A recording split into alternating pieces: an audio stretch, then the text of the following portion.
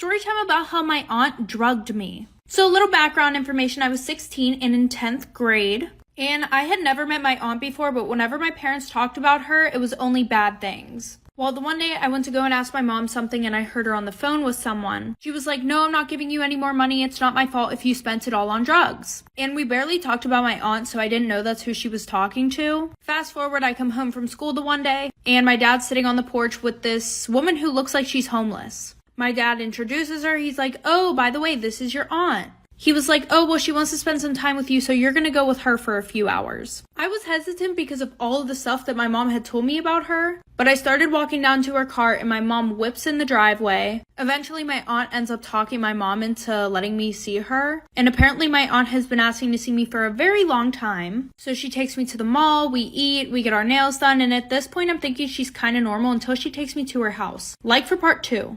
Part 2 about my aunt who drugged me. So like I said, she ended up talking my mom into letting me go with her, which I was super grossed out because she smelled really bad and her car was a mess, but she took me to the mall. I thought she was normal. And then she took me to her house. When we got into the neighborhood, I kind of recognized it because my grandma lived in the same neighborhood. But anyways, we pull up and it is literally trashed. Like there's fucking garbage all outside of the house. And I walked inside thinking that it would be better. No, it was filthy. There were needles everywhere. You could definitely tell that druggies lived there. And they had weird pictures hanging up all over the walls of these girls, random girls. Like when I asked who they were like, oh, I don't know. So then her boyfriend's walking around the house. He's like 40 years old, walking around in his boxers around me. So I call my mom, I go outside and I'm waiting for her. And my aunt comes out and she's like, do you want a glass of water? She gave me some water and it tasted really sour and I had chugged the whole thing. And that was the last thing I remember before I woke up on her couch in the morning. Like for part 3. Part 3 about my aunt who drugged me. So like I said, I was sitting outside on the stairs waiting for my mom and she comes over to me and asks me if I want a drink and I'm like, sure. So I chugged the water and it tasted sour, woke up in the morning on her couch. And when I woke up, my aunt was in the middle of doing drugs. And some random lady who I don't even know how she got there, she asked me if I wanted a cigarette or if I wanted any of the drugs. So I got up, I was like, no, I don't do drugs. And I ran out of the house and I was like super dizzy when I got up. So I ate shit on the way out of the house. I ran outside, I ran into this lady, I asked her to use her phone. I told her a little bit of what happened. After I ran towards my grandma's house and my mom came and picked me up and I got grounded for 3 months because my aunt drugged me and my mom let me go with my aunt.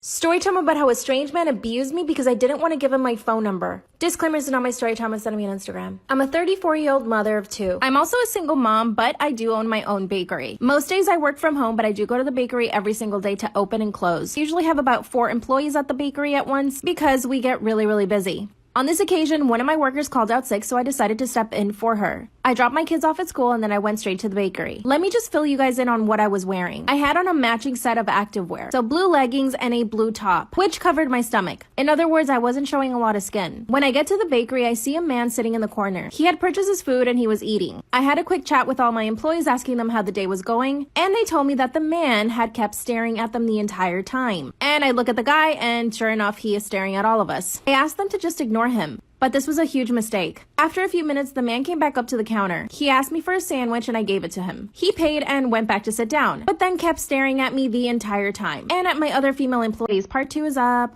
Story time about how a strange man abused me because I didn't want to give him my phone number. Disclaimer is not my story time, instead of me on Instagram. The guy just kept staring at me and my employees. After a bit, I asked him if he was okay and if he wanted something else. Obviously, he said no and just kept sitting at the table. But again, he kept staring at my employees and at me. This obviously made us uncomfortable, so I decided to do something about it. I decided that the best thing would be to just close the store. I go to the man and tell him that we were going to close and if he needed anything else to buy it now. Then he says, actually, I would like to talk to you. And I said, sure, what's up? Honestly, I thought he was going to ask for a job, but no. He starts complimenting my hair, my body, and told me that I was too beautiful to be working there. That's when I told him that I was actually the owner of the bakery. And he says, wow, that's even more impressive. Let me describe this man. He was actually okay looking, mid-20s, and dressed pretty well. He just looked like a normal guy. Then he asked me to sit down at the table. I said no. That's when he told me that he'd been coming to my bakery for a week and that he'd been watching me. Then he grabbed my hand and pulled me down to sit next to him. Then he proceeds to put his hand on my lap. Creepy. Part 3 is up. Story time about how a strange man abused me because I did not want to give him my phone number. Disclaimers on my story time. I sent him on Instagram. That's when he slid his hand onto my lap. I quickly get up from the table and ask him to leave. That's when he said, "Why are you freaking out? I'm just trying to get your number." Then I told him that there was absolutely zero chance I would ever give him my phone number. And he said, "Oh, you think you have a choice?" And he holds out his phone so that I could type in my number. I pushed his phone back and again asked him to leave. He threatened me and said that he wouldn't leave until I gave him my number. My knees and hands were shaking. Look back at my employees behind the counter and they are scared. That's when one of my employees says, "I'm gonna call the cops." And I said, "Yes, call them." As soon as I turned back to this man, he swings at me. He wasn't able to reach my face, but then he grabbed me by the shoulders and pushed me down onto the ground. This all happened in about 30 seconds. As I'm on the ground, he starts slapping me. I covered my face with my arms and I just started kicking at him. And my two female employees, who by the way are like 17 and 18, start attacking the guy. And then he starts hitting them. Thankfully, two men from the street hear me yelling. I came in and tackled him and the police arrived 2 minutes later. I found out this guy was stalking me for a month. I got a restraining order. Be careful.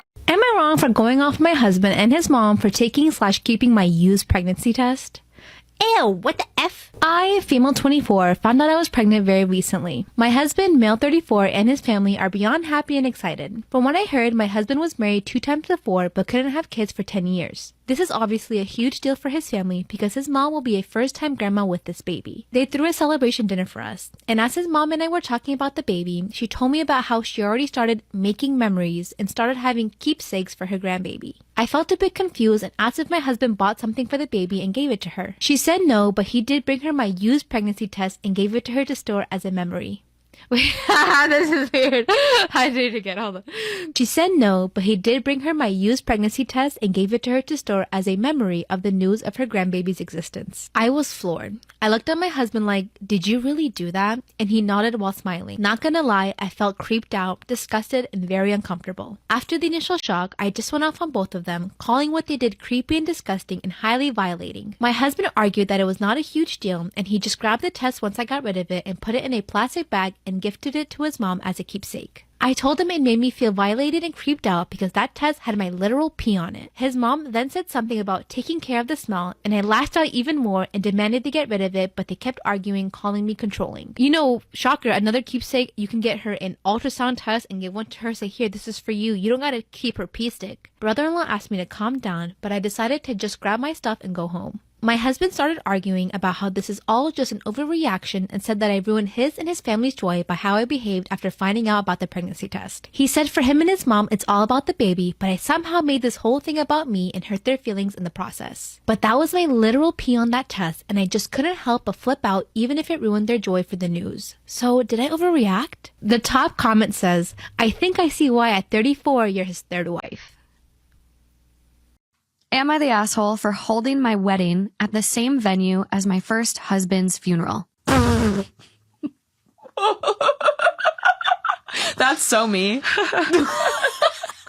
That's so some shit I would do. Oh, okay. Well, let's see. Let's get the okay. context.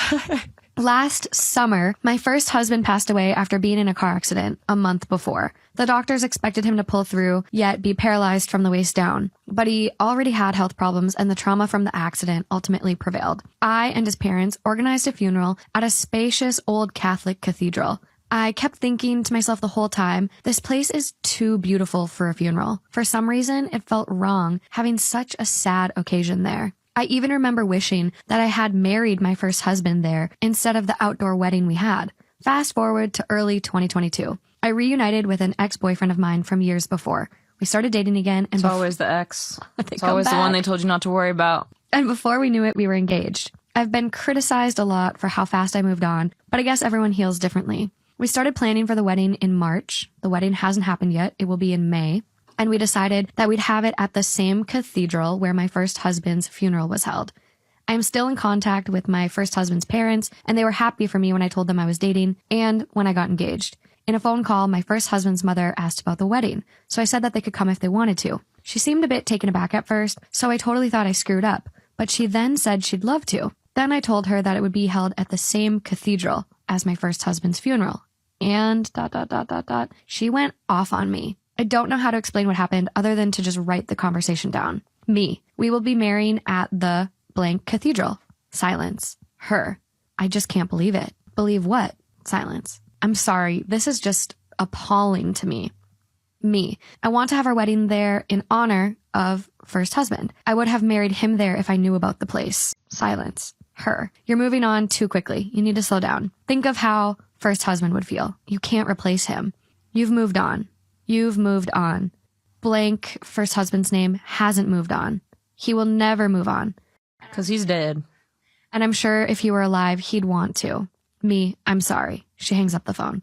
I haven't spoken to her or her husband since. I'm still planning on having me and my fiance's wedding there, but it just puts a bad taste in my mouth knowing that my first husband's parents are against it. But after all, they aren't involved in the wedding anyways, so I don't see why they should have a say. I wish they'd at least support me because I've been to hell and back. I'm in a better place and they don't like to see me happy. But I also kind of feel selfish since they aren't. Am I the asshole? Definitely the asshole. Yeah. There's a million places you could have your wedding. And like, I understand her like thought process of like, I'm honoring, but I think if that's the way that you're thinking right now, then you're still in one of the fucking 5 stages of grief. You might still be in denial, babe.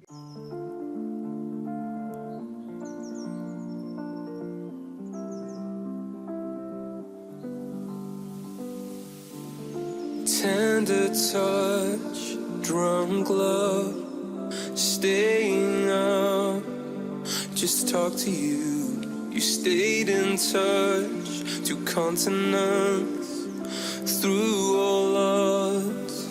Seems every night, yeah, all the time I'm calling out to you.